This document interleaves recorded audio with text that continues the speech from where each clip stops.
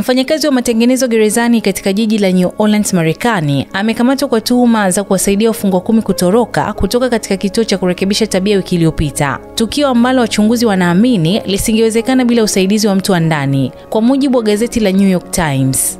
Mtuhumiwa aliyejulikana kwa jina la Sterling Williams mwenye umri wa miaka 33 anakabiliwa na kosa moja la matumizi mabaya ya mamlaka ya ofisi na mashtaka 10 ya ushiriki katika tukio la kutoroka kwa njia rahisi.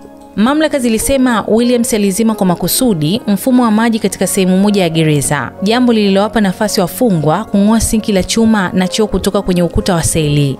Wafungwa hao walitumia kifaa kukata nondo za chuma na kujipenyeza kupitia tundu dogo waliloacha, wakiandika ujumbe ukutani uliosema too easy LOL, yani rahisi sana, huku wakiacha ishara ya kucheka. Kulingana na nyaraka za mahakama, Williams aliwaambia wachunguzi kwamba alifanya hivyo kwa shinikizo baada ya mmoja wa wafungwa aliyejulikana kwa Anthony Massey kumtishia kumchoma kisu iwapo asingetoa ushirikiano. Badala ya kuripoti tukio hilo, Williams aliingia katika sehemu ya matengenezo iliyofichwa na kuzima mfumo wa maji. Wakati wa tukio hilo, inadaiwa kwamba mfanyakazi pekee aliyekuwa akisimamia mifumo ya usalama gerezani alikuwa ameondoka kituoni kwa muda kwenda kuchukua chakula. Mimi ni Bahati Limo na hii ni Simulizi na Sauti.